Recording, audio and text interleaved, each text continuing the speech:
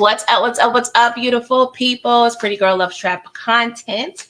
And we are here yet again, season 3, episode 6 of BMF. I hope you guys are having a wonderful, wonderful weekend. Okay. Well, we have to prepare for the work week, but it's cool. Okay. We blessed. We got jobs. Okay. The ones who don't have jobs, it's okay. I hope you got a check somewhere coming. I see some money in your future. Okay. Just going over there to Indeed.com, Craigslist, the Lord will work it out for you, okay? But yes, you guys, please make sure you are liking this video, subscribe, do all the things for your girl, okay? I truly appreciate your support and constantly and consistently showing up for Trap Church every Sunday, okay, you guys? So I see some people already in the building. Thank you guys for being early and on time, okay? We have DeMarcus Vaughn, we got Torian, Anthony Rogers, Sharon, Mr. Jones, Daria. How are y'all doing this morning? Thank you for coming through. All right. So we're just gonna jump into this episode, okay? It was pretty cute. It was cute or whatever, okay? So we start off with the aftermath of last episode, okay? Because it was definitely giving Snowfall, Franklin and his monologue, bodies, bodies, bodies. Like we dropped a lot of bodies last episode, okay? So we see Meech. He shows up at Little Doughboy, aka Milton's funeral, okay? And he's paying his respects, but also, he wants to see what's, Remy got going on, all right? And Meech states, it's so sad to see someone so young lose his life or what have you, okay? And Meech, we know Meech. He's suave. He's, the hood, I'll call him debonair, like in a hustler way, okay? But Remy is not feeling Meech at all, okay? So when Meech leaves, he tells Claude, from this point on, it's on site. You see this Negro right now, Remy. If you that much of a thug, bust a move, bust a cap. Like, what are we doing here? If you don't, okay, let's say he's trying to give respect at the, burial ground. All right, cool. You see him right now, follow him and, murk him at the nearest stoplight. Like, I don't understand. Like, I hate when shows do this. Like, it's on site next time I see you. You don't know when you're going to see him again. This is not Fantasia. When I see you. Shout out to Fantasia. That is my bop. But yes, y'all, that aggravated me because I'm like, Remy, I'm sorry. You probably going to be out of here in the next 2 episodes because you over here delaying things, okay? If you really wanted Meech, you could have had him right then and there, okay? And wouldn't even have to move the body because you're already at a burial ground. I'm just saying, Remy, maybe you're not really about that life. You're just talking ish, okay? And then we over here in Detroit, okay? And T and his crew, they're over here, at Diesel's funeral, okay? And then across the way, we see Bryant and, the conclusion of Kevin's funeral, okay? And of course, he is upset. And, I'm going to call him Milk Dudhead / Mr. Zero Accountability. He wants to take all his anger and frustration out on everybody else but himself, okay? Because his ex-wife don't even want to look at him. She was like, she didn't even say goodbye. She just left. She just left in disgust, okay? So Detective Brian, he walks over there to T and them and, pretty much saying what he says every episode. But he was like, my kid shouldn't be in the ground. And he pushes T in the grave, y'all. That was one of the most funniest things I've seen on BMF in a while. I'm like, T, you just doing horribly. You just doing bad. You are down bad. Literally, T, like, come on. What are we doing here? You just look weak. And not the cute weak like SWV. Like, you are looking very much weak, T. And of course, the crew wants to draw guns, but I don't think they quite know that Brian is suspended as a cop, and then Jen was there too. So they were smart not to bust any caps or what have you. But yeah, Brian needed to get something because what you're not going to do is push me in the grave. I feel like that's low-key bad luck for some reason. I don't know. I never want to be pushed in the grave like that, but that was hilarious to me. Okay. What's up, Stephen Harris, Candy Girl, Ronald Cameron? How y'all doing, Queen? Thank y'all for coming through, Mr. Jones. Please make sure y'all liking the video, okay? So, back in Atlanta, we're still mourning Rip, okay? We over here at Duffy's, and long story short, Meech has a plan to get Claude to get Remy on board with an alliance. And he pretty much thinks by doing so, Remy could get handled from the inside, okay? So I'm like, all right, cool. We got a cute little plan or whatever. You know, a lot of shows like this, they want us to, you know, get in the lines. I don't know. It was given Force a little bit. Parable for Force. You know, Tommy always trying to get the crews together. Okay. But I must say BMF is not as, oh Lord. Am I really gonna say that BMF is not as annoying as Force? Is that a true statement? Do I really feel this way? Probably. I'm trying to take a wager of my eye rolls and huffs and puffs and annoyingness. And that could be a word, could not, whatever. It's Trap Church with Force versus BMF. Because don't get me wrong, BMF annoys me on some level as well. But as much as Force, I don't know, you guys. I'm just gonna say no for now, okay? I'm going to say no for now. What's up, Monique Johnson? What's up, Big Wolf? Thank y'all for coming through. Oh, yes. Happy birthday, Kenzie, girl. Happy birthday. So many Aries. I swear. It's a bunch of y'all up in here on these YouTube streets. But happy birthday, hon. But yes, we're trying to get an alliance together, you guys. So Meech and T, they have a nice little phone call. You know, we always got to check in and have a management meeting every now and then, right? And long story short, Meech is trying to give T advice on how to lead, okay? Because that's one thing Meech know how to do is to lead the people, okay? He's given very much Moses, okay? He's the drug dealer Moses over here. And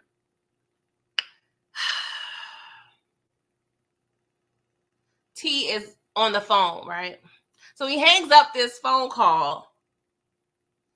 And he's with LaWanda, I believe, in his condo. And I'm like, thank God she out of the projects. Because I was tired of seeing LaWanda up in there in them projects. I'm like, finally, T, you giving her some sort of respect, right? But she's over there contracting, so we already know the baby about to come in probably the next couple of days, all right? But he is stressed because he's pretty much saying, yo, this is my 5th funeral. I'm stressed out about leading, okay? Air quotes on the word leading. And he was like, you know what? I need to dead this ish with Henry, okay? So he's trying to make peace because he's tired of, you know, death all around him. I mean, this man been shot at twice, okay? Successful once, okay? That I ain't been saying the same ever since. So yes, he is tired of the violence. He wants to sell his drugs in peace and harmony and unity amongst all the thugs, okay? And I'm like, okay, I'm here for it. You know, we just gonna mess up the community other ways and get people hooked on drugs. But hey, that's fine. That's fine, okay? What's up, Shawnee12? Thank you for coming through. So, child. Speaking of effing up the community, we got Amy over there with the HOA talking about Meech, we need the paperwork. I need to understand, you know, get information and proof about your occupation and asking him about his vehicle. And I was like, I thought we handled this already. I thought this was the whole point of having Charles come down was to sign the paperwork. Now, y'all, am I tripping or not? Please let me know. Like, if y'all say yes, PG, you tripping and I must have missed something, cool. If y'all put no, then I know I'm not crazy because I thought we had pay stubs and everything. I am confusion. I thought Charles' name was supposed to be on the, you know, documents, and he's supposed to be an engineer and everything. Like, what are we doing here? What are we doing here? So yeah, Amy, she is definitely aggravating, and she pressing, you know, Meech about the HOA. Meanwhile, he pressing her about being the HOE. Okay, he was like, ma'am, sir, yeah, I know you be over there bucking around when your husband is not in town. Okay, girl. So what we doing here? Okay, you got dirt on me. I got dirt on you. So let's just call it a truce low key. Okay. Because she was over here trying to play him like, oh yeah, wash, get your lawn together. And he was telling her to wash her sheets. And don't get me wrong, y'all, that was hilarious to me. But yeah, Meech, like, this is my thing. And maybe the hypothetical drug dealer in me likes to fly under the radar, okay? I don't want no type of heat or nothing, especially if I got a nosy ass neighbor. So that's my thing. If I'm already obtaining this home under illegal, preferences, I am going to make sure everything is handled. My T's are, crossed, my I's are dotted, okay? You want me to mow this lawn? Cool. The lawn would have actually already been mowed, okay? Call Carlos, whoever the hell you need to call, and, get that grass. I know it's a 12, 13-year-old around in the neighborhood that wants some extra money, okay, Mish? There is no excuse. There is no excuse not to have that grass cut. That's just nasty, okay? Lucille and Charles. Well, you know what? I was about to say something that was definitely incorrect because I was about to say Lucille and Charles did not teach you, but they didn't raise you like that. But hold up, y'all. Maybe Meech don't know better because we over there got that raggedy ass drywall in Detroit. Every scene that is, pretty much recorded in that Flittery house, I realize how more effed up the walls are. So maybe Meech does not know anything about home maintenance, you guys. I cannot blame Meech. I can't blame Meech. I'm sorry. It's Charles's fault, okay? Because if you able to be in that raggedy house with them drywalls, looking raggedy as I don't know what, meanwhile, Charles is over there fixing other people's appliances and what have you, then no, you know what, Meech, I'm sorry. I have to apologize. You was not raised to understand how to take care of proper lawn.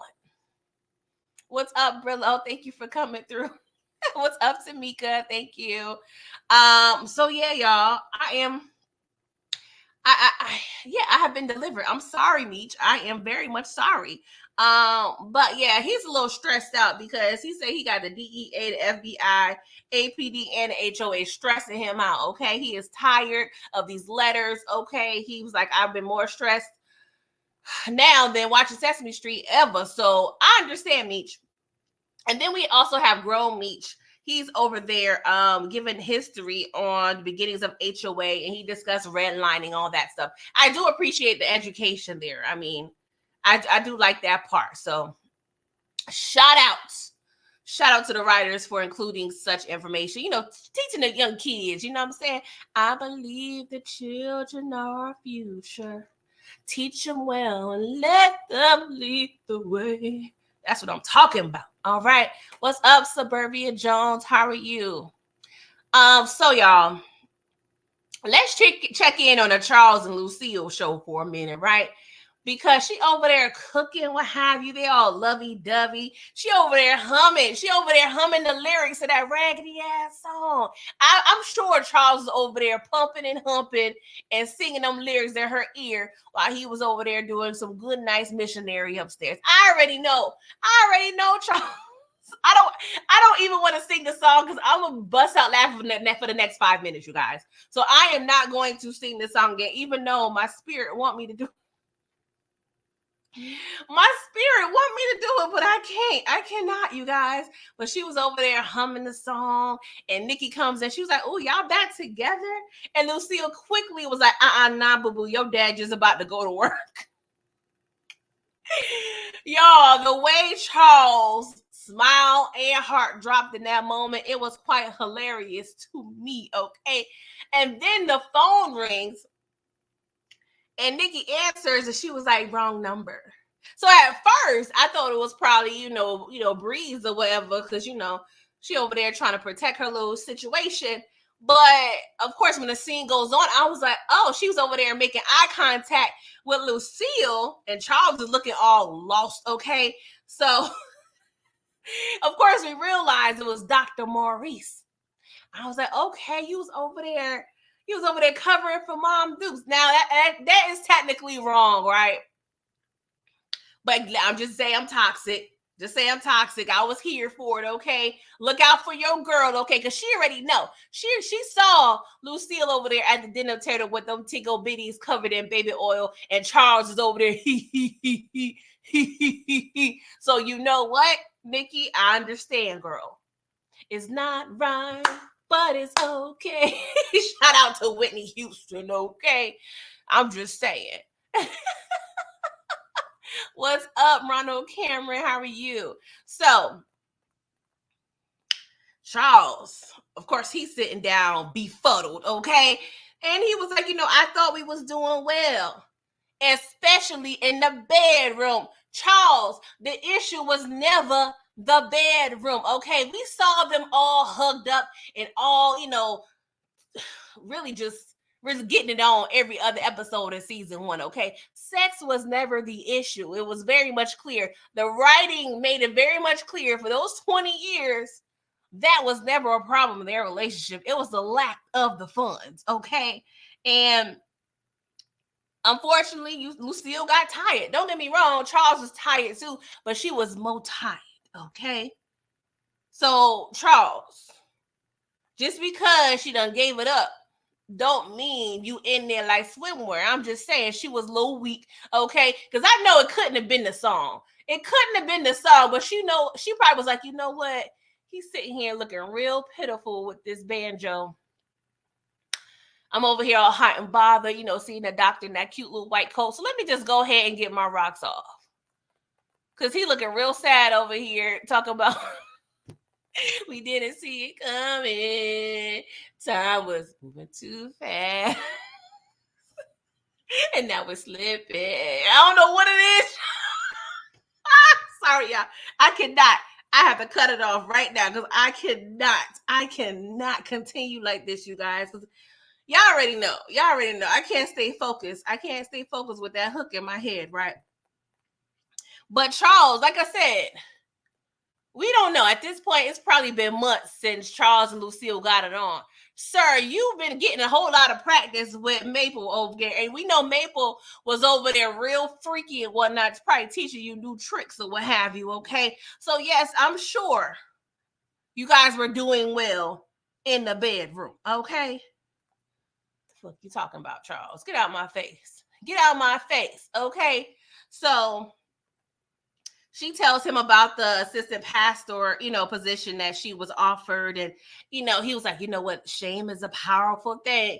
Charles, shut up. You don't know nothing about being shamed, okay? Because at the end of the day, I'm over here, got egg on my face because you gallivanting around town with our neighbor, what have you, okay? Get out my face with all this, Charles. And then before he leaves, he had the gall to say, there was a reason why you chose me over the doctor. The better man won. Now, that has yet to be seen, I must say, because something about the doctor, I don't know. Like, I feel like he's going to disappoint Lucille.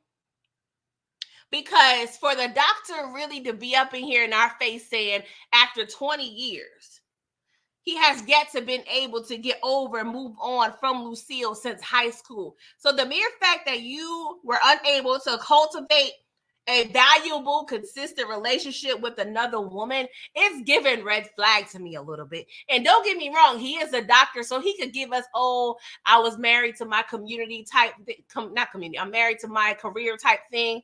I can give him that, but no, there are a lot of doctors that has families. I don't know. It's just giving red flags all over the place to me for this specific situation, okay? But back to Charles. She was probably 18 when she chose between the two, okay? She probably thought you was going to be the next Teddy Pendergrass or Marvin Gaye. Now, if she had a crystal ball that showed her her situation with you and the doctor, she probably wouldn't have chose you, bruh, just keeping it real. Just keeping it real. You probably kept your fade, or not your fade because they didn't have fades back then. But you know what I'm saying? He probably kept himself a little more together since he was, a little R&B or gospel singer, whatever the hell he was trying to be. Okay. She probably judged it off looks and probably feelings. I could see Charles being a little more suave and debonair than the good old Doc.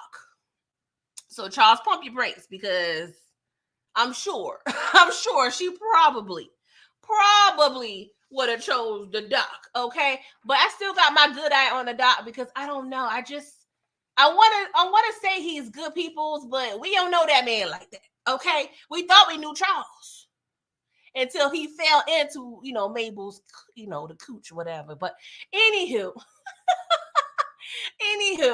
we are yeah, y'all. We gonna see what's going on, right?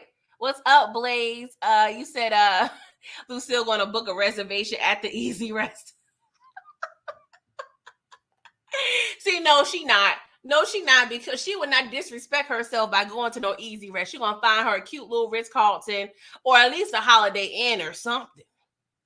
I'm just saying, what we doing here? What we doing? Shell S said Lucille is trash. She's keeping Charles around for a rod to jump on while thinking about the doctor. Shaking my head.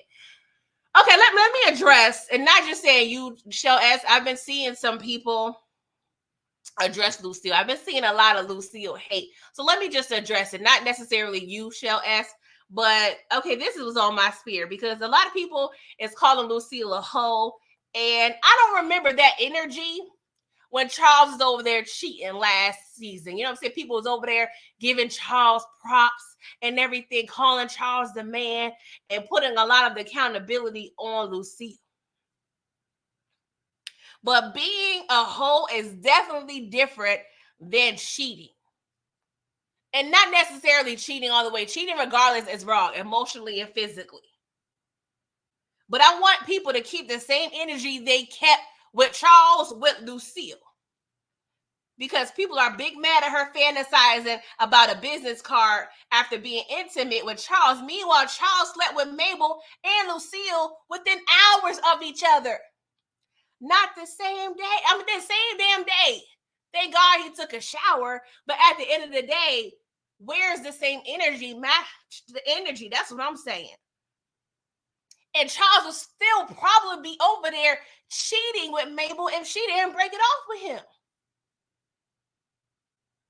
Yes, mentally thinking about another person outside of your marriage. Yes, I technically, feel that is cheating.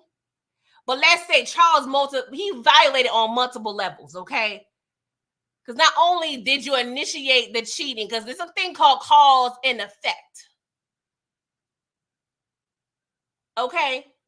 And some people out there, just think of it as dominoes, okay? If one domino fall, it's going to lead and pretty much lead to a whole bunch of other issues, okay?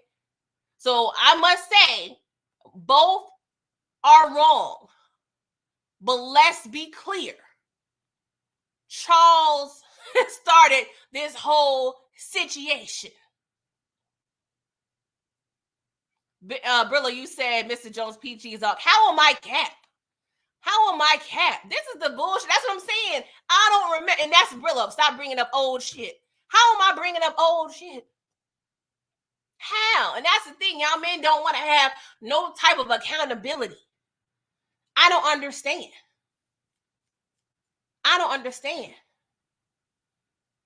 Like, y'all out of pocket by calling her a hoe. If y'all calling Lucille a hoe, I don't know what y'all want to call these other people.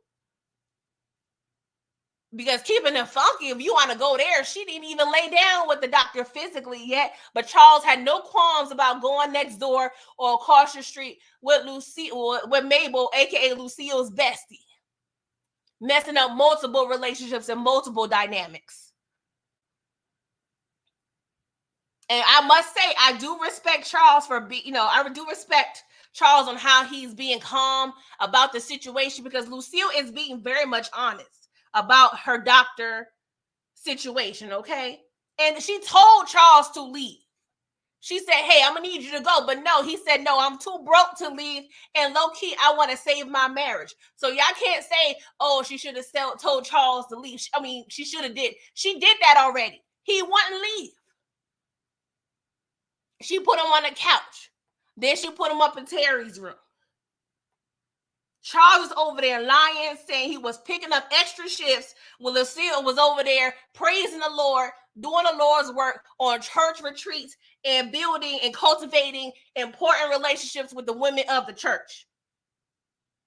But he was over there lying, over there in script clubs, over here trying to cover himself with his sons, over here being embarrassed because he knew he was wrong. You had ass all in your face at the script club. Like, I don't want to hear that. Yes, both are wrong, but let's be clear. Match the same energy. Because y'all over here doing too much, calling her a hoe. Now, Meech's neighbor, Amy, she may be a hoe. Because he mentioned there are multiple men in and out that house of hers, okay? And he only been living there probably for a few weeks at this point. So yes, both are wrong. But one, y'all need to match that same energy and be honest with yourselves.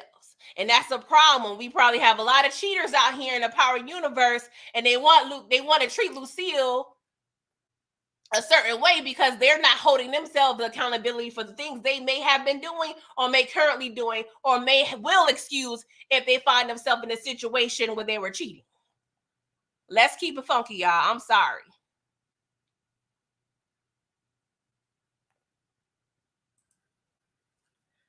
Really, you said she was dogging him out in season 2. Okay, well, he can leave. He can get a divorce. You can't handle that. Okay, let's go to counseling. Let's do something else. Let's figure it out. And y'all say I'm being biased. How am I being biased? I have no qualms about Charles and Lucille. I don't know these people. How am I being biased? And I feel like some of y'all are taking it personal. Ronald Cameron, I'm not talking about you. I'm just saying. I'm not saying. I don't know if you was over there. You must be over there talking about Lucille or what have you. But let's just keep it a buck. Let's just keep it a buck. She is not a hoe.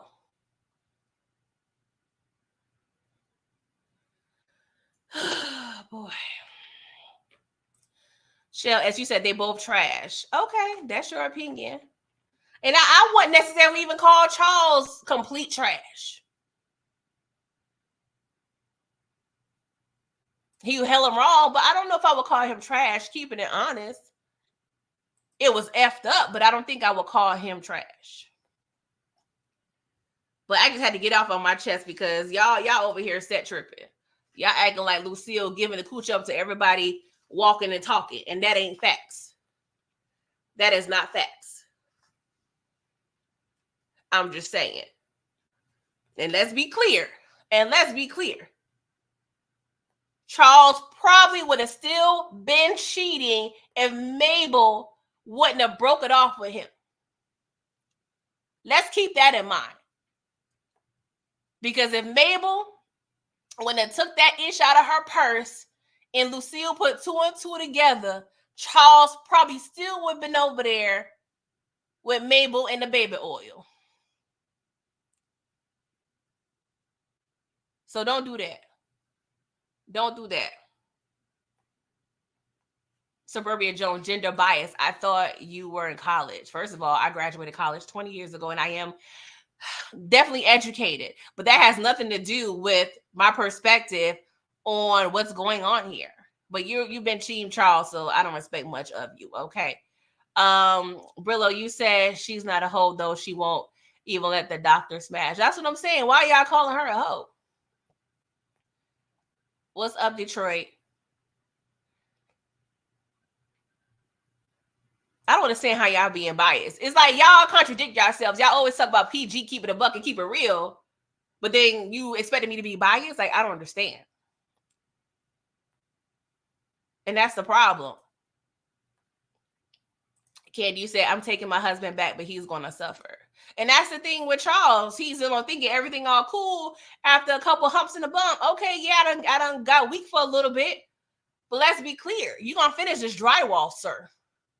And not my drywalls. The drywall's on this first floor. I'm just saying. He need to work a little harder. Because, yes, we are talking about 20 years. And, I mean, if we keep it funky, it's cut and dry when it comes to these situations. But don't think you're going to be over here singing this whack-ass hook in my face and give me the best 5 minutes of my week. Don't think you out, the coast is clear. Like, no, it ain't happening. Mm-mm. But I do feel that Charles is resentful. But let's not forget, he probably would still be over there with Mabel's ass if she didn't break up with him. Okay? I'm just saying. But let's move forward, right? Because the initial issue was never sex. It was money. It was that moolah. It was that green. It was that cheddar. So to avoid this happening in the future, we need to figure out how we're going to make this cash flow in our home. Because what we're not going to do is have another situation where, I need to hold out for 3 weeks and then you find yourself finding magazines or another neighbor. So we're going to repair this situation. We need to discuss how we're going to make our future not look like our past, as Charles was saying. Because that's a mistake people make. Yes, we make up physically. It's all cool, what have you. But then when you find yourself in the same situation and it's a revolving circle. No, that's what we're not going to do. I'm just saying. So let's figure out how we going to make some money. Are we going to find another job? Lucille, are you going to work full-time instead of part-time? Are you going to get a second job, Lucille? Charles, are you going to get a second job? Are we going to live off Meech and Terry? Are we going to work for Meech and Terry? Like, what are we going to do?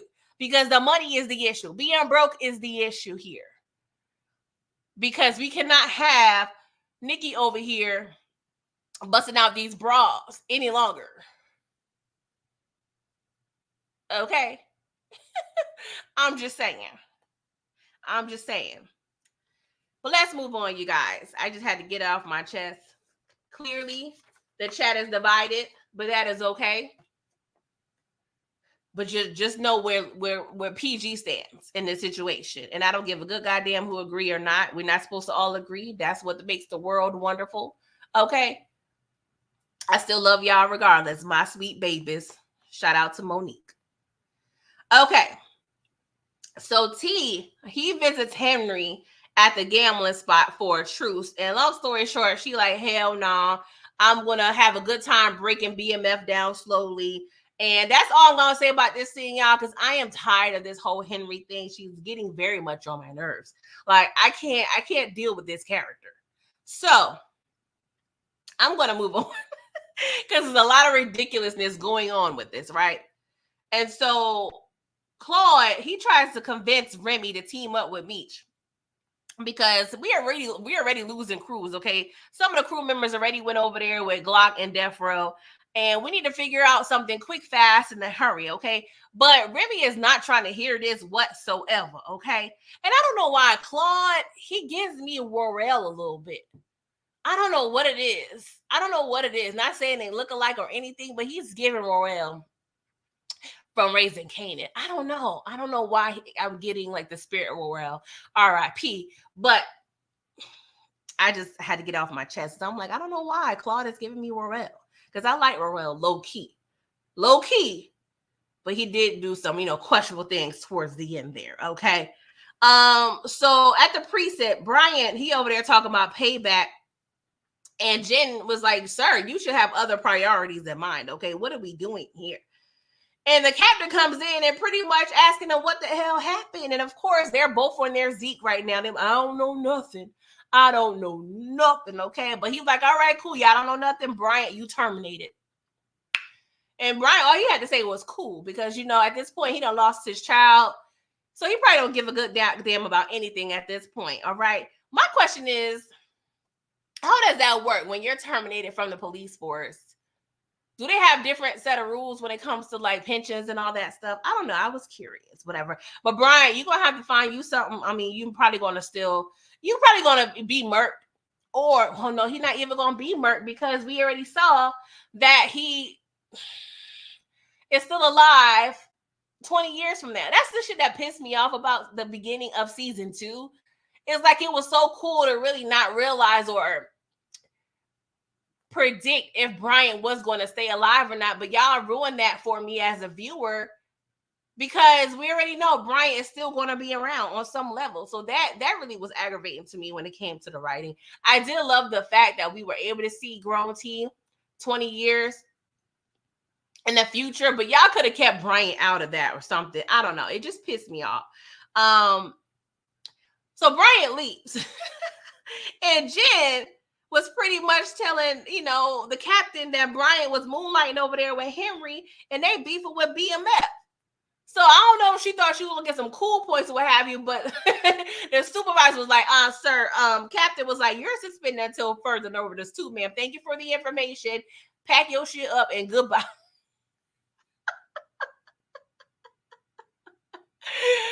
Child, I was aggravated. I was just like, that's what you, are y'all mad that Jen was over there?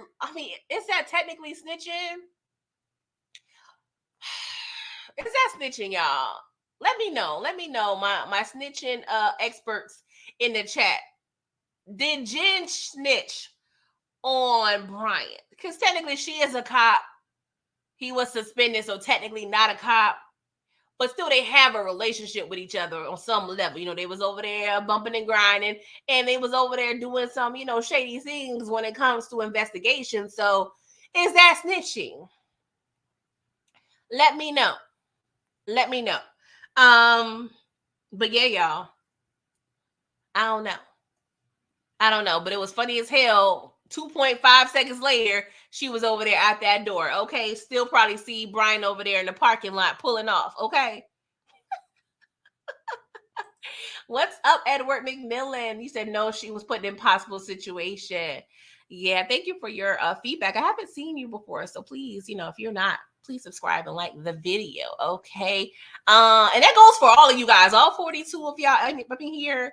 Please, okay? Let me get me a sip of water or something. I'll be right back. Just 10 seconds. It's Pretty Girl Loves Trap content. You are listening to the soothing sounds of Pretty Girl Loves Trap content. And the trappiest content yes, I said you, can listen to. All right. Thank you so much for being patient, you guys. Shout out to Mo.J. So let's move on. Because the way I was low-key excited about this next scene...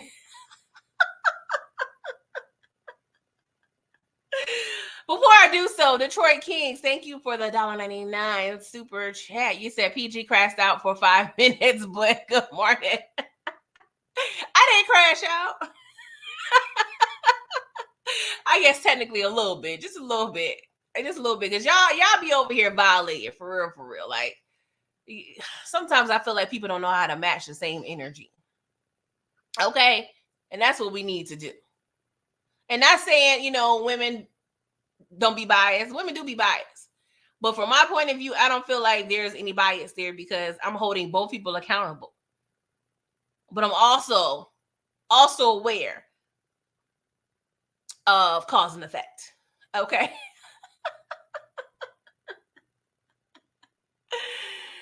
Blaze, you say it's only snitching if you live by the code of the streets. That is true. So technically she was, doing her job. Okay. So Terry has a nightmare that Markeisha was being shot up during sex. I was like, praise God, Lord Jesus, my answers of my prayers. Oh, Jesus. I ain't gonna lie, y'all. And the sex session was looking kind of dry to me. I don't know what it is. Like, Lala, if you gonna put in that clause or they gonna put in your contract that you have to get naked and have sex scenes every show that you're in, I'm gonna need you to do a little more hip action, a little more a little more something, okay? Act like you riding, got a hula hoop around your waist, ma'am. Like, come on now. Come on, I know you probably in your mid-40s. There's no excuse. There is no excuse. Lala / Markeisha. But Terry, he a little kid, so he probably don't require much any goddamn way. So let me be quiet, okay? So, of course, he wakes up from this nightmare, what I thought it was real life dream. I'm like, damn, she's still alive. But she upset because he went to Atlanta without telling him, he's not focused and he's all over the damn place. And of course, he's telling her, I'm sorry, I'm a little stressed out. And, she, advises him to confide in her. Okay. And so he was like, yeah, so I'm stressed out about this whole Henry situation. So she put him up on game and was like, you know what, Henry, she got some crazy daddy issues. And you need to just pretty much go over her head, sir. Get your mind right. Because we're the number one priority. And I'm like, girl, where them kids at? Like,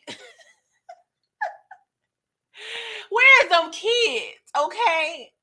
Because you're very much healed. If you was over there, on top, okay, riding the horsey like Beyonce, there is no reason why these kids ain't over here, okay? Or you over there with them kids.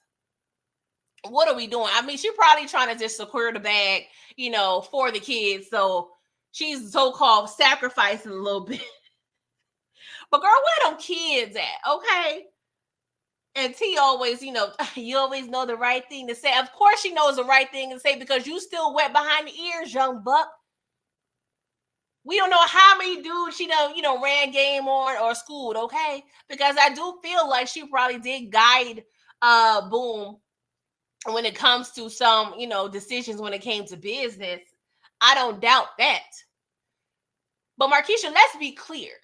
You was working your ass off every day, clocking in and out in that insurance company, okay?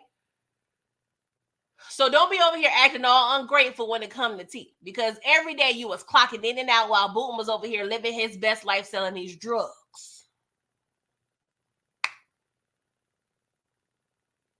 So I'm done. I'm done with Markeisha. Get out of my face, girl. And stop with the Botox. I don't know what you doing over there, Lala. Like, girl, you giving Vivica Fox, you giving 60.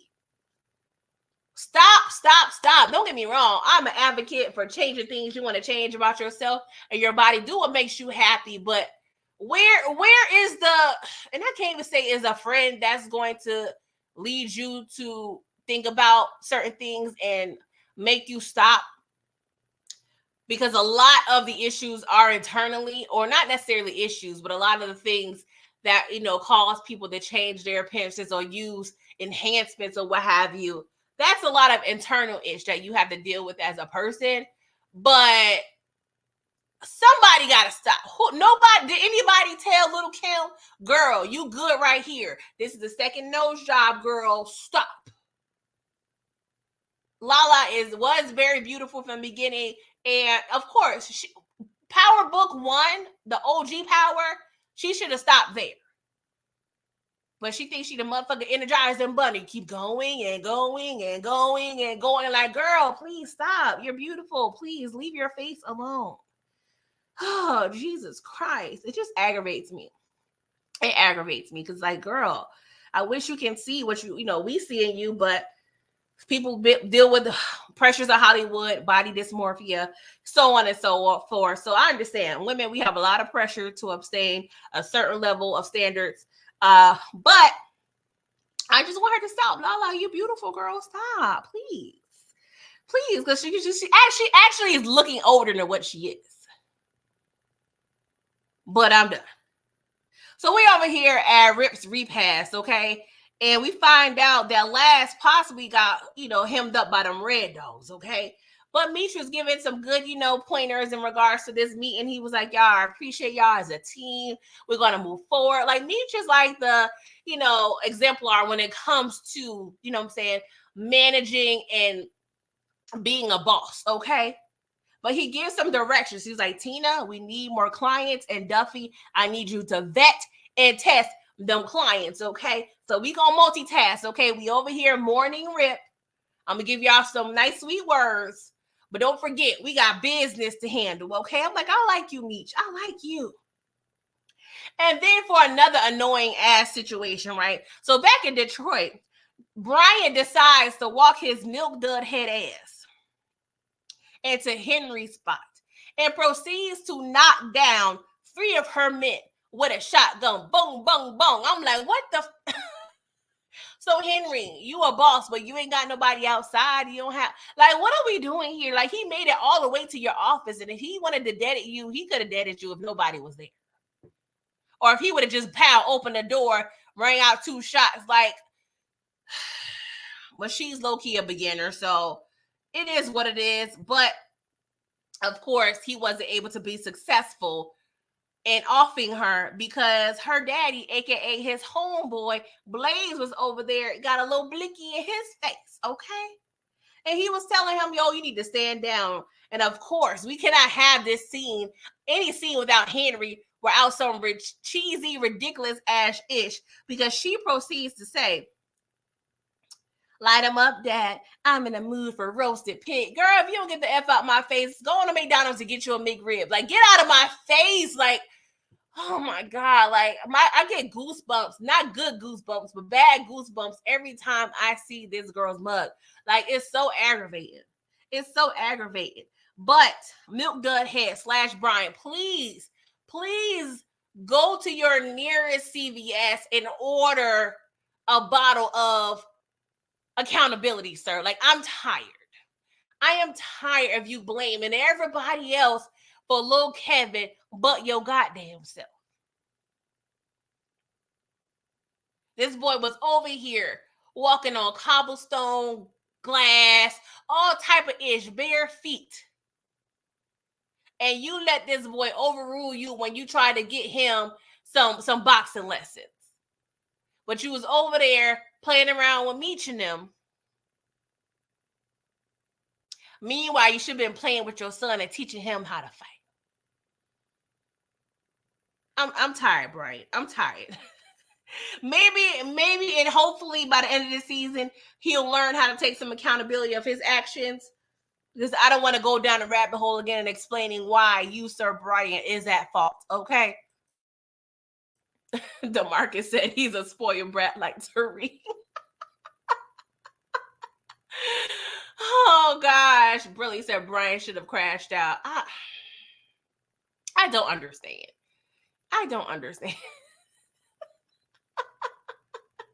Blaze, you said the writers need to be fired after this season. I am not opposed to that, okay? Because what are we doing here? Oh, we have so many other good shows that get 1 or 2 seasons at best. But we over here gotta look Henry and her lack of prioritizing and going to the nearest orthodontist. Like, I am over it. And that's the thing that pisses me off. And this was a big thing, I feel like, in the rappers in the earlier years. Like, y'all so quick to get front to gold teeth, however you want to call it, wherever you from. But you're not taking care of your real teeth.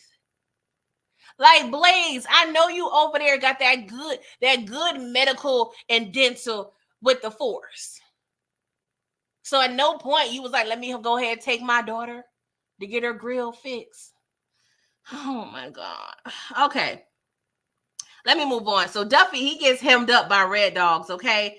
And they pretty much asking him about, information on the Techwood situation, but he trying to stay 10 toes down, okay? And then Lucille, she hands Nicole birth control pills. And Nicole was like, ma'am, you need these more than I do. So I'm going to need you to take these back, go down to the kitchen, get you a bottle of water, and chug these motherfuckers down, okay? Because I am tired of you all up in my business. I am a VIRGIN girl. So get out of my face.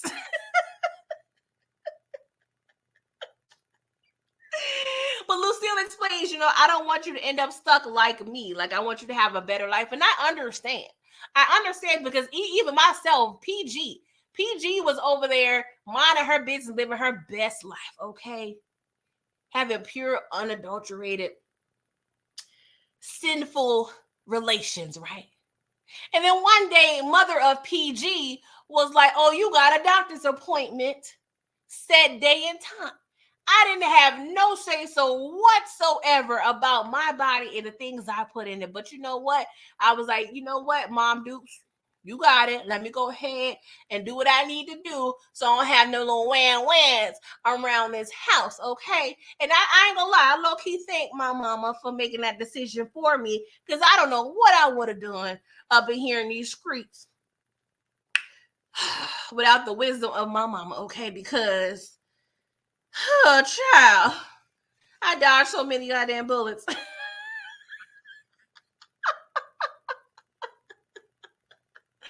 So shout out to my mama. She knew. That was not the road for me. Okay. Oh, Jesus Christ. So yeah, Nikki's like, nah, bruh. I'm good. Breeze is not thinking about me. He is thinking about Tommy and Ghost and the rest of them. Okay. So T, he visits Blaze, right? Because he's following his cougar's advice to go over, Henry's head.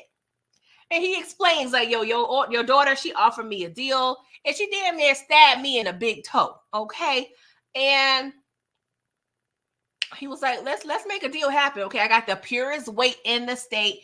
I'm giving y'all a discount. So I'm the Walmart of Coke right now. I'm going to give y'all the rollback prices. Okay. So what say you? Let's go ahead and team up. Like, we'll make a dynamic duel. Okay. And of course, Blaze, out of respect for his daughter, he's not going to say like an immediate yes. So he gives him, the old, I'll see what I can do. Low key, I'll have my people call your people. Okay. So we got to put a pin in that. Okay. I don't know. That's one part of the storyline I do like, this whole situation with Blaze, with T. And then we got Howard, not Howard. I don't know why Howard always popping up. Like the spirit of Howard always popping up in my BMF lives. I don't understand why that is. Shout out to Omar Epps. But I do like this kind of dynamic. I could do it without his daughter, very much so.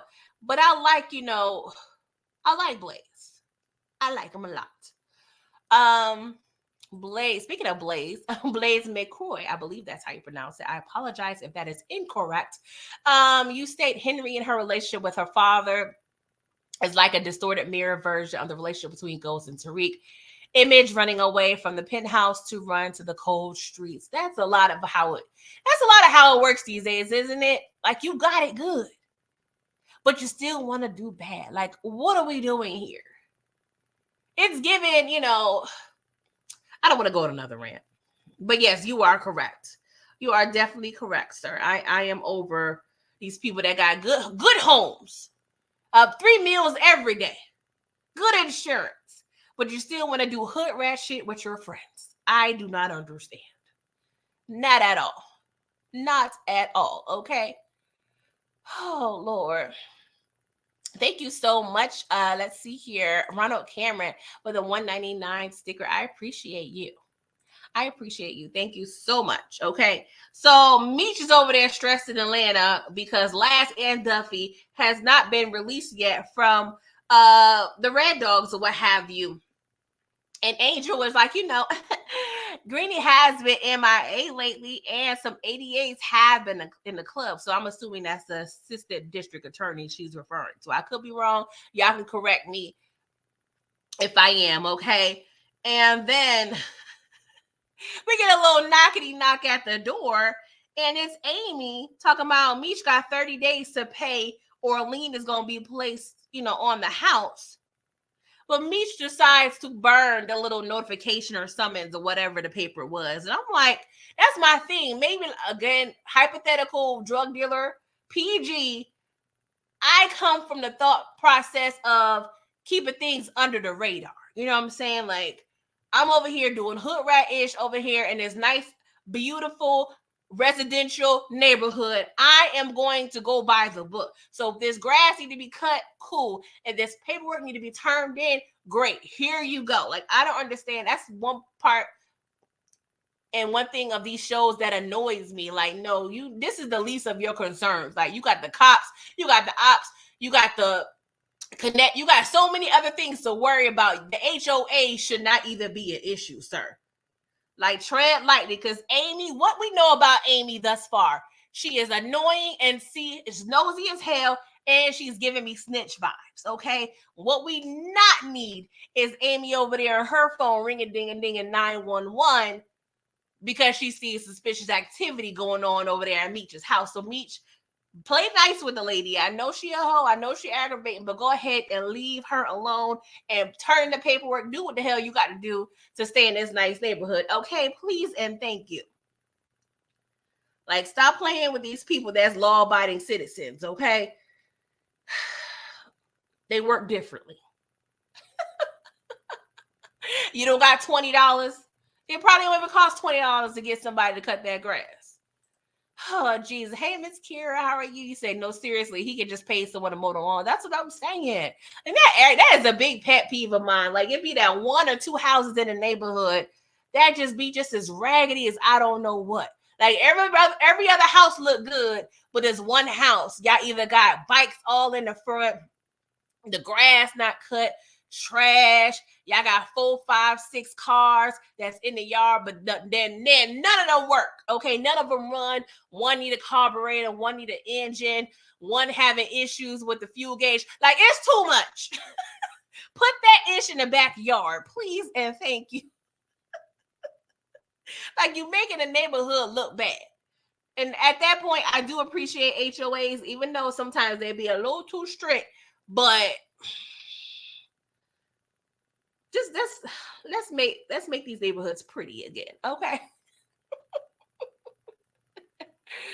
Oh gosh, oh my God. So he hires Worm and Spider to help out with the organization, right? So they go to school with Wanda's cousin, so we got to keep a note in that, right? So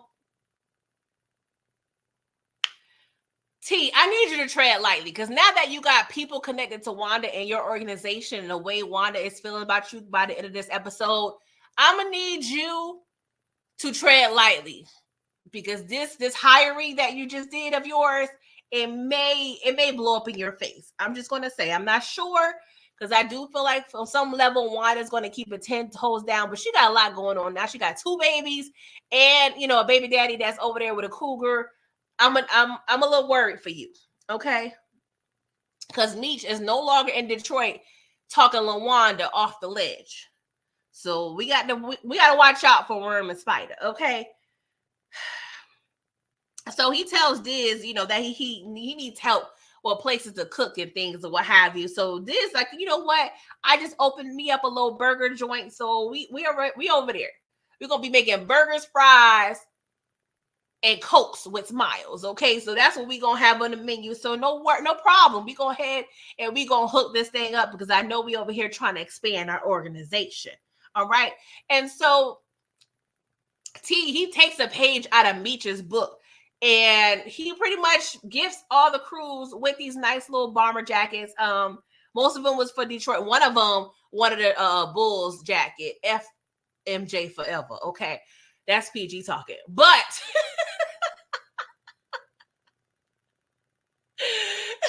sorry,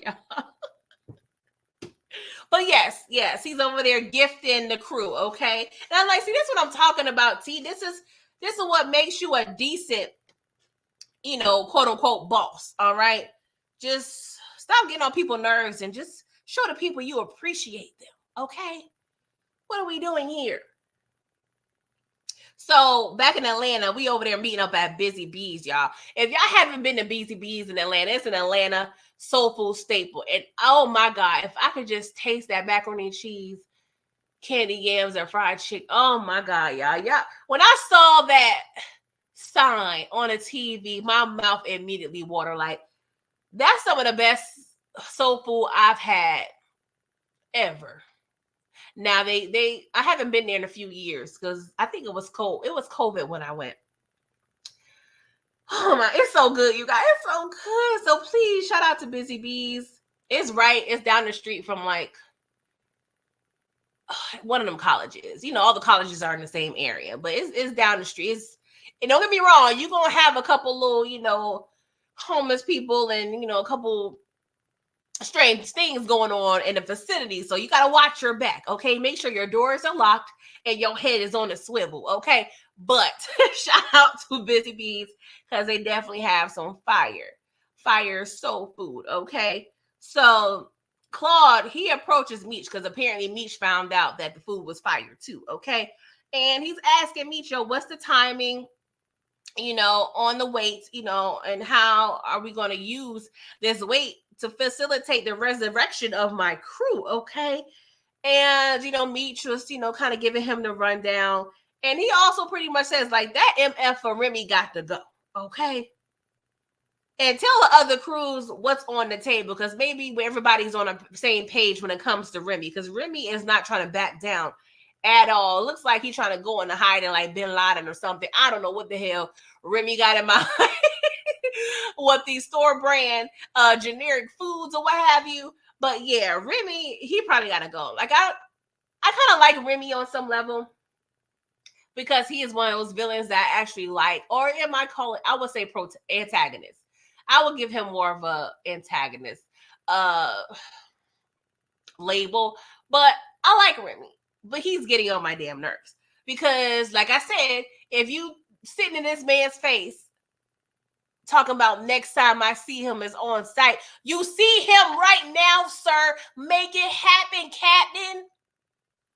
Follow him. Do something. Like, you literally got your op in your face, and then 2 seconds later, when he turns his back, you tell your number 2, oh, is on site next time we see him. No, you don't know if you're going to see him again, fool. Follow him if you don't want to go ahead and murk him right here on this lawn. Please and thank you. All your issues would be resolved. But I guess Remy is not as forward thinking as I, okay? What's up, Tamika? How are you? Thank you for coming through. Me too, Candy. I thought Meech's sales pitch would have definitely had Remy by now. But Remy, I guess he's not backing down. Therefore, the only other option is for him to go bye-bye in the dirt. Okay? That's the only other way. That's the only other way. Miss Kira, you said, yeah, the good food is always in a rough neighborhood. That is facts. That is facts. Okay. Oh, Jesus. Oh, that sounds good. Okay. So, oh, Lord. Sorry, y'all. I just got to take a deep breath every time I got to talk about Henry. I'm sorry. I'm sorry. What's up, Stephen Harris? You said, hold on, I was thinking that the writing was going in a direction with Remy and Meech team up, but I was wrong. Yes, I think a lot of us was wrong. Okay. SJ Smith, what's up? You said Remy does know that he'll see Meech again because they go on the same strip club at the time. Yeah, that is true. But as Angel stated, ever since the Techwood situation, that the drug dealers are not really frequenting the establishment as much or any longer. Now the politicians and probably the firemen and policemen are more frequenting the establishment because they don't got to worry about the fights that Meech is getting into every week. So that's a good assumption to make, but you really don't know. And that's the thing that aggravates me about these shows. You always talk about next time I see you. No, you see me now. You see him now. Let's get it popping. Like, what we doing here? But it's all talk. It's all talk at this point, okay? So Blaze and Henry, they over here at this Sadiddy ass function. I don't know why. It annoys me, and I know it's kind of cute for aesthetics and appearances, but I just hate when these dealers talk shop amongst law-abiding citizens. Like, I don't know why. I mean, it's cool on some level, but it still annoys me. Maybe I just be thinking too much as a drug dealer. Like, can we go in the office after this and talk about, what's going on in our drug organizations? Why we got to talk about it over here with Congressman, Patterson or whatever? Like, I don't want to do that. I don't want to do that. But it seems as though Blaze's angle was supplying the political event. So these people low-key already know what Blaze does anyway, because they're exclusively supplying these people. So I guess it is what it is. It's okay to be comfortable, right? So Blaze is annoyed because he told Henry, yo, T came to me and she's mad because she feels that T disrespected her. But her daddy was like, well, you always disrespecting me. So yeah, it takes one to know one, right? But Blaze is upset because he's over there cleaning up her mess and was like, how did I raise someone so unlike me? He was like, I raised you to be smart, pretty, cultured. The Jack and the Julius. I said, well, there you go there, by George. I think you've got it. She definitely is the Jack and the Julius, sir. So you have succeeded in your endeavors. I'm just saying. Because she don't know what gender she is at this point. So, sir, you can't be mad. This is what you asked for, okay? But he tells her to make peace before she lose another cousin. And, he may consider cutting off business ties with her, okay? So he advised her to take the deal with T, okay? Is she going to listen? I don't know. But the cousin was asking her if she peeped how T and Diz was looking at each other when T approached her at the gambling spot. And that was horrible to me. I'm like, y'all really look so obvious. Like, come on, y'all lie and sell drugs for a living. Y'all can't act like y'all don't know each other during this little situation. Like, this was so dumb. But I guess we needed to see this to deal with what the hell happened in the last scene, right? Detroit says she is a woman, PG. I know, but does she know she's a woman? I know exactly what she is, but I don't think she knows. She says she's not a bitch. So I don't know if she means a bitch like as a punk or a bitch as a woman. I don't know. I think she is confused, okay? I'm just saying. Oh my God. So at the Flannery house, Lucille is looking good. She's looking good. Okay. I'm like, okay, she's giving, Facebook model, not IG model. She is giving Facebook realness. Okay. Okay. Giving really good cute. All right. And so Charles was like, where the hell you going? She was like, you know what? We grown. Ain't no reason to, be pump faking. I'm going to dinner with Maurice. And Charles proceeds to say, I respect your honesty. And I'm going to give you all the space you need to figure things out. And at this very point, I gave Charles some cool points because there's some men out there that will just go ahead and just spaz the F out. It will crash out, breaking everything in the house, okay? Just doing a lot of petty ish. But, that kind of illustrates how Charles is really doing his best to make the right decisions with this marriage, okay? He's trying to play the long game. But at the end of the day, he really can't do much anyway. But I do respect the fact that he is respecting her space, because I can imagine when you go through something as traumatic as what Lucille had to go through, you need processing time. Like, your mind is going to go back and forth. You're going to be like, hey, do I want to do this or do I want to do that? Like, your mind is yo-yoing, you know what I'm saying? And he is respecting the fact that she needs time to pretty much hash out the mixed feelings she got going on in her brain. And I do respect that. I respect Lucille for telling the truth. She ain't over there lying, saying she's taking up extra shifts over there at Wendy's. Okay. So I do respect that. Now, going on a date with a whole nother man while you're married, that is a lot. That is a lot. I do got to call that out. That is wild to me, especially since, they both know said man. But is what they are choosing to do in their marriage, and I am going to respect that, okay? Lucille is giving very much song cry Jay-Z. I was just up for them girls. I was going to get right back. Like, let me go over here and play around with the doctor, see if the grass is greener or not. And I'm going to let you know my decision when I get back.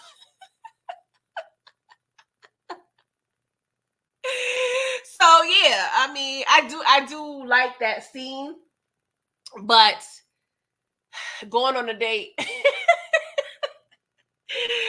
is definitely wild. Okay, it's giving nasty work. Shout out to OT. Speaking of nasty work, we in Atlanta at the Platinum Palace. And Angel is with Mr. Politrick, okay? And she proceeds to pour Bud Light down her 8 cups. What are we doing here, girl? Like, you gonna have to, when you get done, you gonna have to go to the locker room and and wipe off, because I know that shit gonna be sticky as hell, okay?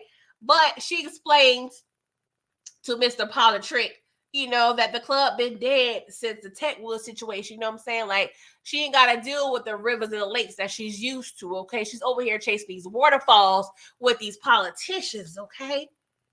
And so he advised her that Greenie got picked up by the GA Bureau of Investigators because he was over there fraternizing with drug dealers, killers, and what have you, okay? And so she's like, oh, is there anybody I know? And she proceeds to do what Lucille was going to do before Charles interrupted her. And she decides to use her fluids to give an interesting facial and a taste test, still while lap dancing on Mr. Politrick. Oh, this is a lot. This is a lot. Now, if this was Mr. Politrick and his wife, do all the freaky ish you want to do. But we don't know how many laps this girl done been on. And then we already know she was a former hoe because he was like, oh, let's go on over here to this motel, hotel, Holiday Inn and see what we talking about. And of course, she says, I don't do that anymore. I make my own money now. Oh my God, I don't know what kind of diseases this man done got put in his mouth. Like, this is a lot. This is a lot. But he proceeds to whisper some information in her ear. Oh, Jesus Christ. And she proceeds to go home and tell Meech that, Greenie got implicated for shooting Big Mike. And of course, we know, he shot at Big Mike. I'm talking about Meech, but Monique, I can't remember Monique's character, but Monique ended up giving, the headshot or what have you, right? It's on the tip of my tongue, but I can't think of her character name. But Duffy got effed up by them Red Dogs, okay? Faith is all effed up, okay? It's giving Tommy, Hitman Herms and Martin all over again. It was a lot, okay? He explains that these Red Dogs are ruthless, okay? They're going to do any and everything they can to get what they need to get, right? So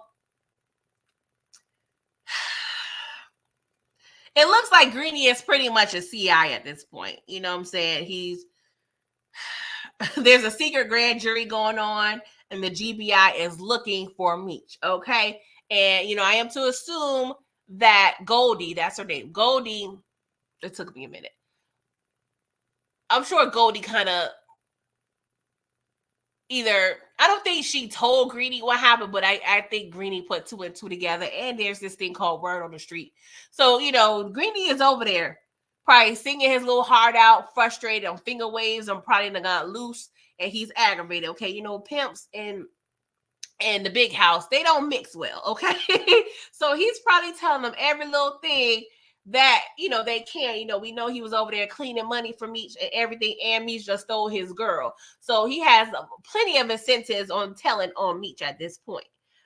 So Duffy tells Meech, like, you got to go dark. Like, you got to go. The block is definitely hot. Okay, shout out to Lil Wayne. And Laz also pops up and advises Meech, like, they tried to pretty much get him to testify regarding this BS murder, okay? So we have to go to Duffy's and have an emergency company meeting, okay? Because we need to get out of Dodge, okay? So apparently Tina got Delia, which is Ty's, grieving widow. She got access to Ty's lawyer. So we're going to put them on retainer, and we instruct the whole crew. If you get hemmed up, that's who you call. Don't call Tyrone. Don't call the Ghostbusters. Call the lawyers, okay? And Meech, she's going to go over there to this, to St. Louis with Jay Pusher. And he going to be back when the heat died down, okay? So Angel, she kind of grabbed Meech's arm like, yeah, I know I'm going too, right? She was like, Meech, I want to go. He was like, Angel, this is a trip for one, ma'am. I'm sorry, okay? And then she proceeds to say, you said you'd never leave me. You promised. Okay, I don't have no one. You know this. I'm like, oh my God.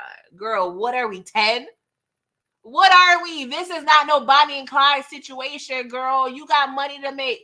Go ahead and do whatever you need to do at the club. You got free from your pimp. You got a nice place to stay where I'm sure you don't have to pay not one bill. Like, girl, just chill out the house until he gets back. Like, come on. Like, what are we doing here? You don't know how this go? And he tells her, Meech assures her, like, you'll be fine. You strong. You was kind. You was smart. Okay? Then she proceeds to play these mind games, right? And these are mind games, but at the same time, we can't trust her too well because she proceeds to say that you won't be mad if I move on before you get back. First of all, you don't even know how long this man is going to be, which further tells me that you are trash, okay? And then she follows up by saying, in fact, I hear Glock pays well. Now you bringing up the ops? Is that what we doing here? And even Meech was clutching his pearls and taking them back. Was like, what? After all this ish that Glock is doing? And he was like, yeah, you out my circle. Goodbye. Find a new crib. Going on down to the nearest Motel 6, baby girl, because we can't trust you.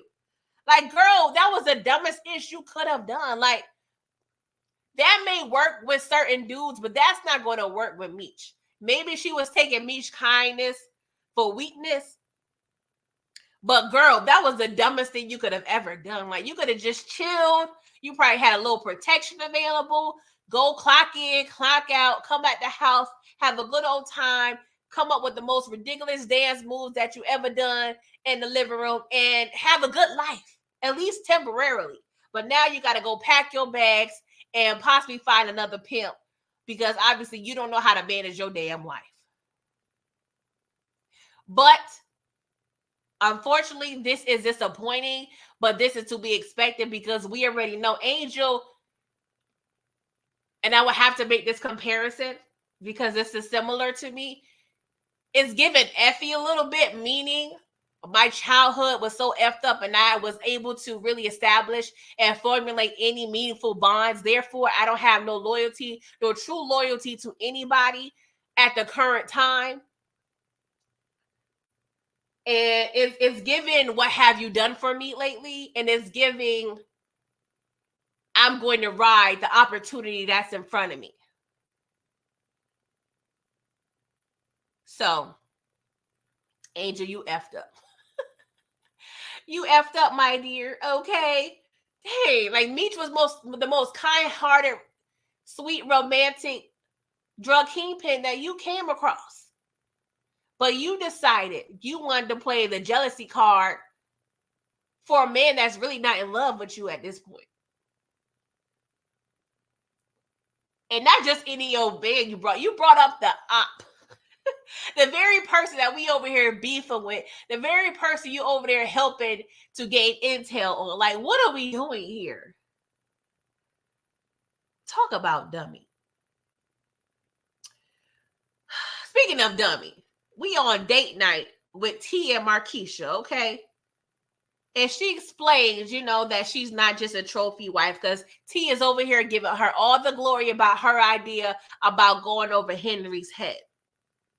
So, of course, she has to use this opportunity to benefit her yet again. And, suggest to Terry that we should take a romantic vacation. Just us. Exclamation point, bold, italic, underline, just us. So they can get away from everything and everyone. Girl, this chick be gallivanting around Detroit like she 22 with no kids. Like, girl, you a whole mother out here in these streets. Did you forget? And Terry, he was like, that's cool, baby girl. That sounds quite all right. But Wanda's about to pop any minute now. And the way Markeisha's face is dropped, I'm like, girl, you grown when it comes to the manipulation, but you're emotionally immature as fuck. Like, You really on some young girl-ish. Like, be with your kids. They daddy locked up. Well, one of them was Booms. Their daddy is locked up. You just got shot. You barely in recovery. Well, you recovered now. Like, them kids going through a lot. They've been on hotel to hotel, a Holiday Inn. They've been moved from their normal home to their grandparents' house, and I'm sure the grandparents probably annoying as hell. Like, be with them kids. Like, a real grown woman will support what a man like Terry is trying to do. I'm using the term man very loosely because, you know, he's giving boy child a little bit. Like, seeing somebody be a good dad is sexy as hell. Like, girl, you should be, that should make you more like into him. Like, oh yeah, he a good daddy. So I know when it comes to my kids, you know what I'm saying? He's going to do my kids right. But you're not thinking that way because you're controlling and manipulative and you are disgusting. And I am tired of you, Markeisha. So let's switch over to date night with Lucille and Maurice.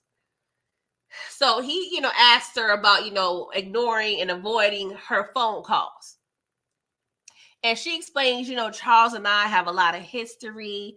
And then he follows up and replies by saying, and we don't. And Lucille should have said, hell no. Like, hold up, Maurice, for you to compare what we had 20 years ago in high school for maybe 6 months to a year and a half to my husband that I've been with since of 20 years, got 3 grown kids, 1.5 grandkids. You're trying to compare? Sir, this doesn't compare. And whatever we did when we was 15, 16, 17, that ain't got nothing to do for what's been going on from the age of 18 to 38, sir. Get a hold of yourself. And she explains, you know, he is still my husband. We got kids. And Maurice did push back and say, hey, you told me you were separated. So I'm going to give him that. But she explains, hey, we're still in the same house. And they share a little dance and a little kissy kiss, okay? But, yeah, sir, I don't know. I want to believe the doctor is full of intentions, but I don't know. Something gives me he's on his conqueror mode. Like, oh, this a chick. You know, it's one of those back then you didn't want me, now I'm on me. It's giving Mike Jones a little bit. It's giving, you know what I'm saying? I done conquered every other woman that I came across since I became a doctor. I was a little geek. I was a little nerd back in the day. Now I'm on my ish. I got my ish together. And this the one chick that I couldn't quite conquer back in the day. So what I'm going to do is do all I can to conquer her. And then once I do conquer her, I'm going to send her back home to her broke ass husband. But that's my thoughts. I could be completely wrong, but it's giving Lucille is going to teeter this line between Maurice and Charles, and she is probably going to steer closer to Maurice, give up the goods or whatever, and kind of solidify that relationship. And once she thinks everything is all good and hunky-dory with Maurice, he's going to disappoint her. She's going to try to go back to Charles, but Charles probably don't find him another sweet thing, and it's going to be too late. But I don't know. I don't know. But it's giving conqueror. Shout out to Mike Jones. What's up, Booby? How you doing, bro? You say he's going to drop her like a bad habit once he hit it. Yeah. We gonna see. We gonna see. Because, you know, Lucille, she like to be in and out with playing with the Lord or whatnot. I'm trying to honor the confines of the word in my marriage. Meanwhile, you at a dinner with a whole nother man, Lucille. Like,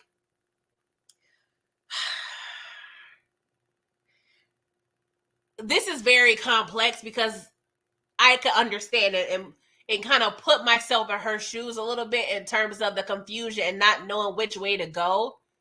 But I would suggest figuring out what you want to do with your husband.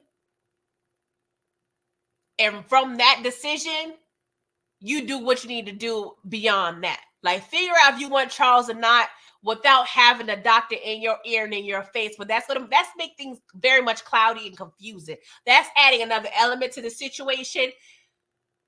that's causing a lot of chaos. No, figure out what's going on in your house. You want to leave him or not? Then from there, if you decide to leave Charles and separate, then pursue other men. That's what you need to do. But I do understand wanting to figure things out. But it's a hot ass mess, y'all. Just keeping it real. It's a hot ass mess, okay? It's a lot going on. But hey, just like I was young and restless at the early age of 11 with grandma on the couch, I am here with the popcorn. I'm here with the popcorn, okay? So we gonna see how this is going to end up, okay? So the doctor gets a page, right? And of course, I'm like, okay, who is that? You saying you old call? Okay, cool. So it's actually Nikki who's needing help. He was needing help with LaWanda because she is over there in labor. Meanwhile, T is over there with Marquisha's ungrateful ass, while she over here throwing all this disrespect in his face because he takes her to his restaurant that he owns, but that's not good enough. I'm like, girl, you got a whole man out here providing for you. He not one time asked you when you going to work, when you clocking back in. Don't they miss you over there? Did you call your supervisor yet? This man allows you to stay in his home off the backs of selling these bricks and flipping these burgers, whatever the hell he got on the menu over there, oysters, everything. The least you can do, if you're not impressed, fake it till you MF and make it. That's what you're doing anyway. Talk about, I thought we was going to a nice restaurant. Bitch, what can you take me? Where can you take T, girl? Coney's? Can you afford that? Get out of my face. Get out of my face. And then to further piss me off, she turns off his phone and pager. And this man 5 minutes ago just told you that his baby mother is about to pop. The same baby mother that he was upfront and honest with you about her being pregnant from the jump. But you don't respect that. See, you deserve a nigga like Boom. You deserve a nigga that's going to let you be over here clocking in and out doing overtime while he over here living his big life as a dope dealer. That's what you deserve, Marquisha. Not saying Terry is a great man, but he's trying just a little bit more than Boom's grown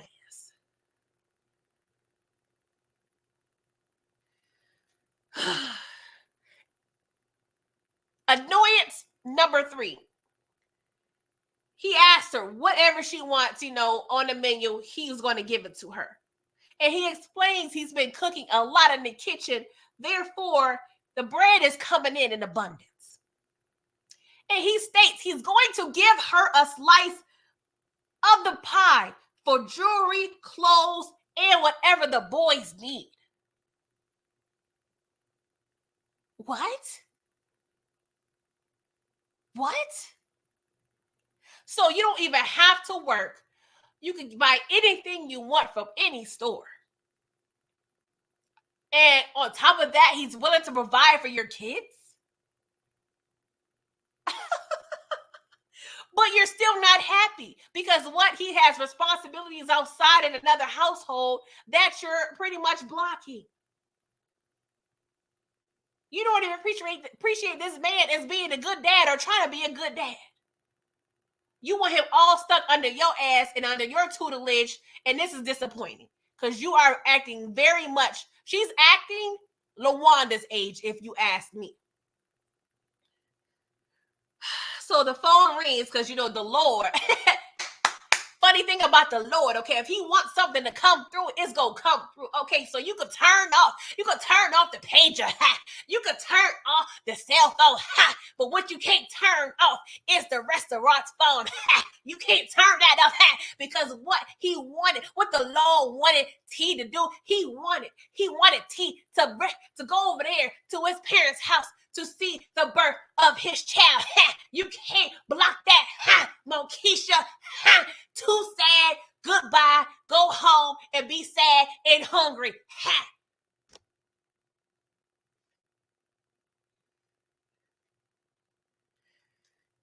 And then when he gets notification that LaWanda is in the process of giving birth of his child. And he walks out. What a sense of urgency. All she could think about is how the hell she getting home. You don't even have car fare. You don't even have no money to get back to his home. Emphasis on his, H-I-S. You don't have cab money. And you also don't have decency to think and realize, oh, I'm going to go ahead and sit back while he enjoy the birth of his child.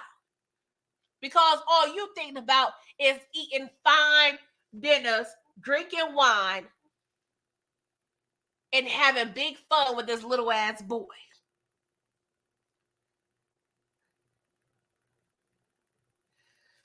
Oh, Jesus Christ. Brillo, you said, thank you so much for the super chat. You said, did she call Pete? Sorry, Lord Jesus. CPS. I had to wrestle with myself with this because based on all the issues doing this episode, and when I look back, I'm circling back and thinking she did, merely because BMF has done things that doesn't necessarily support what I'm about to say. But the mere fact that we was never told who called CPS, right? So normally what the writers do, they give us a situation and then eventually by the actions illustrated by the characters, we lean one way towards another in terms of who may have done it, right?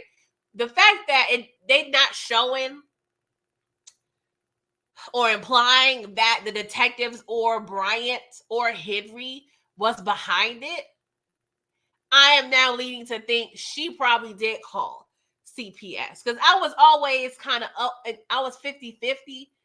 But I must say a couple episodes ago when she did help him get the case resolved, I was like, okay, she probably didn't do it. But I still had my eye on her because it still felt weird. Like it was too convenient, right?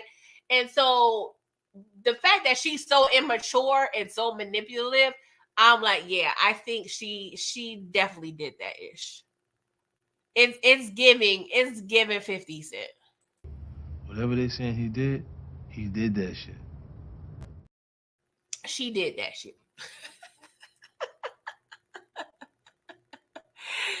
Oh my God. A hot mess. Okay. And we're going to have to continue to deal with her because we already know their love story never ends. So we're going to have to see. And then also another thing that's kind of telling me it has to be her because even Meech was like, she did it. And we know, and we're seeing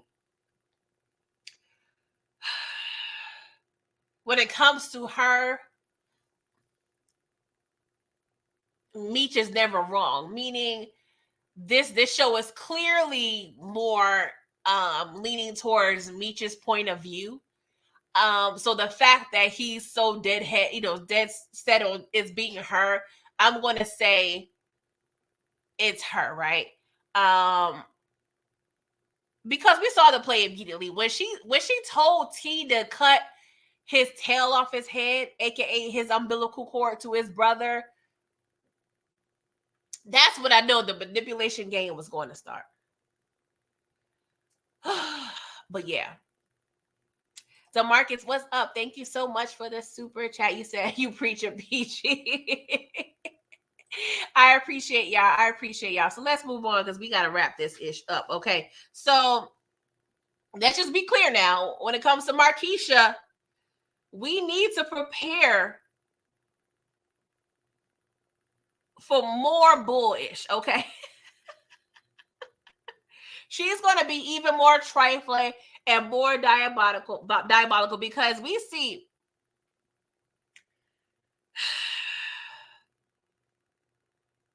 that she is not liking T's quest to be a good dad, right? Because the priority is not necessarily her at this point because all she's talking about just us, just me and you, away from everybody. Like she don't have kids or understand. That's the thing that that is so twisted and sick about her. And she also tried to throw in T's face to kind of manipulate him as well when he did question her about the CPS thing.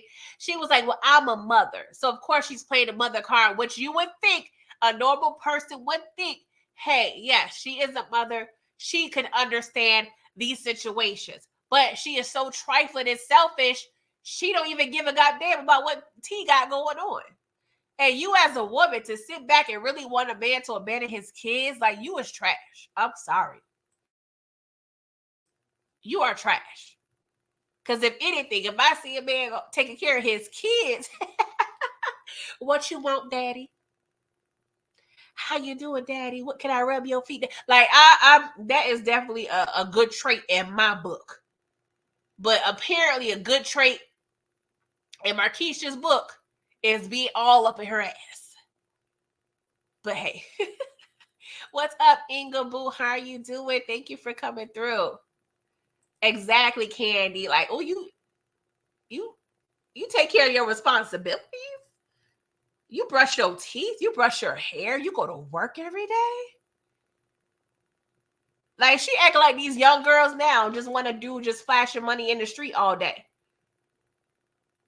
Ain't wash their ass in 2.5 days. That's what she want. Let's move on, y'all, because we got babies to deliver, okay?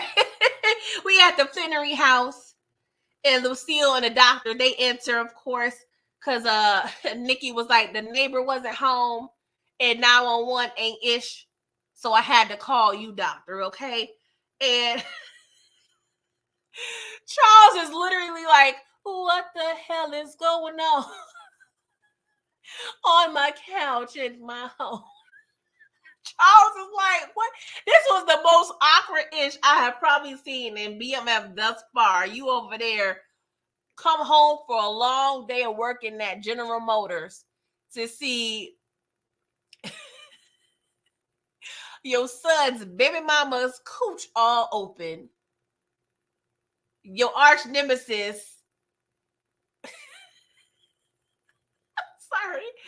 He over there delivering this baby, showing what he been doing for the past 20 years, while Lucille's over there making great, impressive googly eyes with him. Like, this was so damn awkward.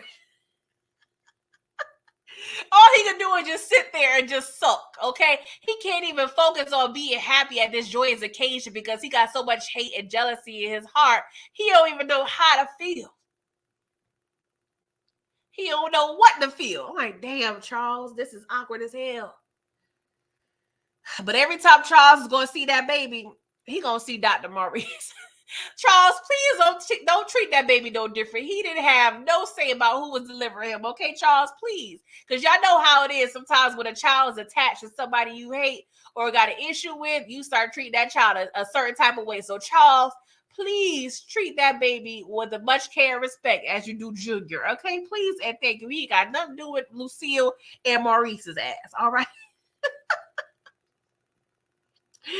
Oh my God.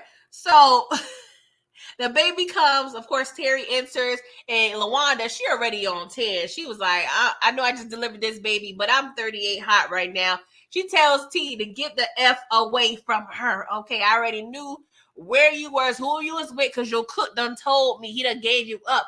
I was like, damn, T, now you gotta fire this cook because he running his mouth. Okay, he over there running his mouth to his baby mama. Lord knows he probably be over there running his mouth to the po-po. So you got to handle that, sir, even though I am an advocate of, the truth or whatnot. But from your point of view, Terry, you got to find you another cook. Okay, sir? So they start arguing.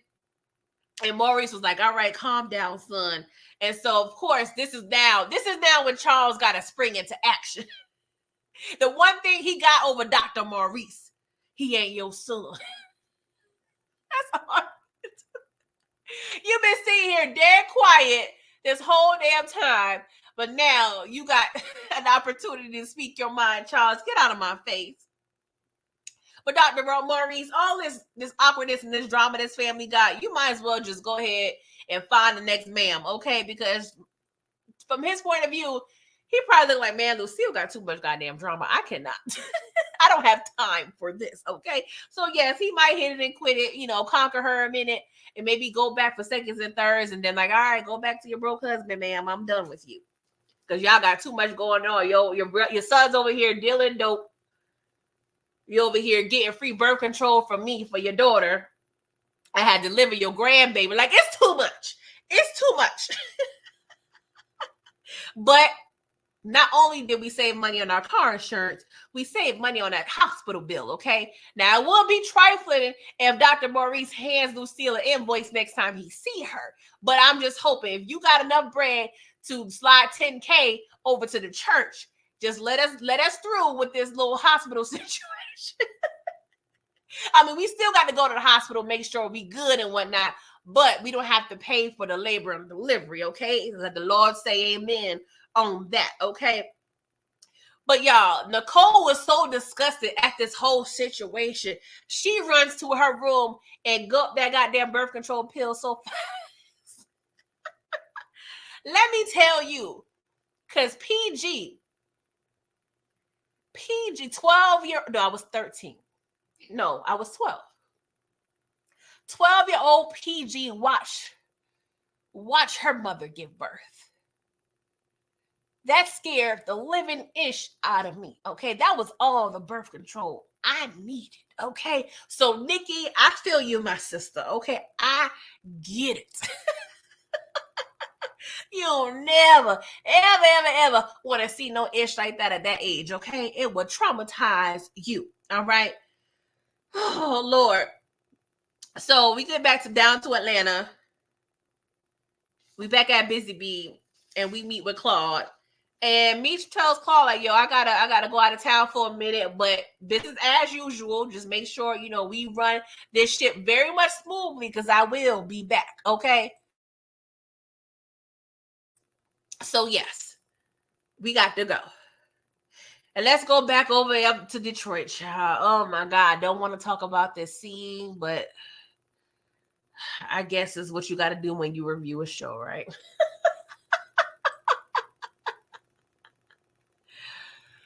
Oh, Jesus Christ. Diz is over here living his good life, smoking probably on the best weed that Detroit can offer. Parking lot pimping, if you will.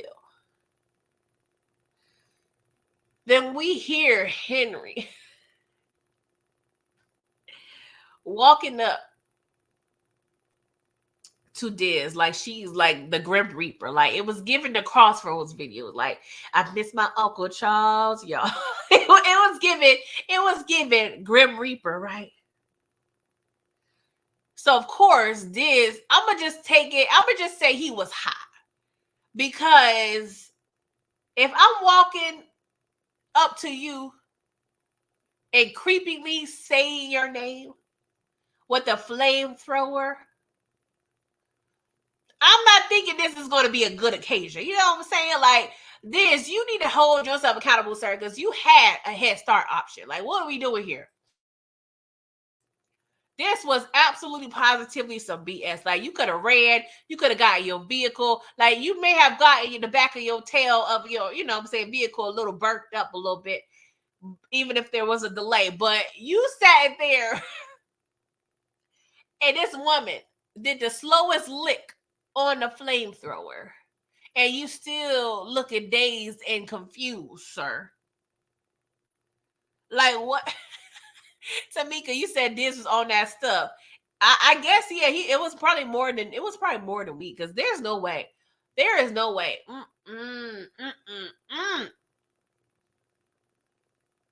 Then Henry decides to burn this man to a crisp with said flamethrower. This messed up the whole episode. Like, the episode was doing decent. You know what I'm saying? It was kind of cute. But I was like, see, this is what y'all just had to take it there, writers. Y'all just had to take it there. Like, what are we doing? Bad enough she has a flamethrower. she is going ahead and lick said flamethrower before she murks someone.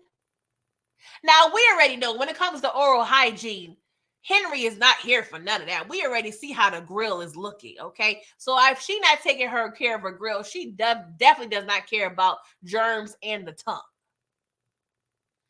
But what are we doing here? This was so unnecessary and so annoying. I don't want to spend any more time talking about Henry because who's passing out the shrooms in the writer's room? Who is doing this? I tell you every week, whoever's over there channeling their creative writing class they had in middle school, elementary school, get out of my face. This is a show that is viewed internationally, and you decide to insult our intelligence as viewers and to have this person up in our goddamn face. This is appalling, but this is what I have to deal with at this point.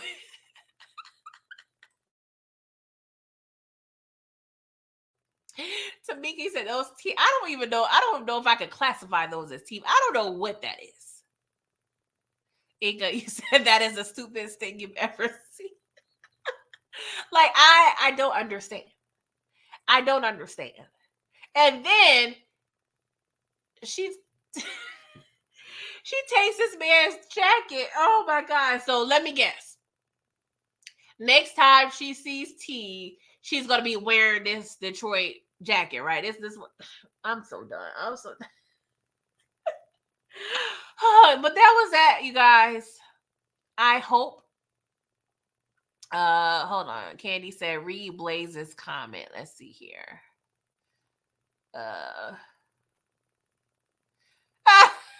He said topping off the flamethrower is wild. I am done. Booby, you said he had to be sky high off some good. That had to be. It had to be sprinkled with a little something extra because there is no way. Detroit, don't do that, Detroit. Go ahead, claim her. Though you trying to say she not from Detroit. Hey, maybe I'm up on something. Maybe y'all need to let me know. Y'all was doing that? Y'all was doing the flamethrowers?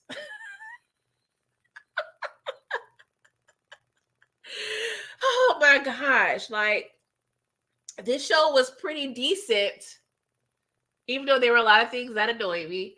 But it was the least annoying episode of the season, probably for me. And then y'all handed me this BS the last 2 minutes of the episode. Like, y'all was there and y'all effed it up. Oh my gosh. Please do not bring her back next season. Please and thank you. We are episode 6. She got to be out of here within the next 2 episodes. Don't even give her the joy of making it to a finale and making a finale death. She is not worth that at all. Please and thank you.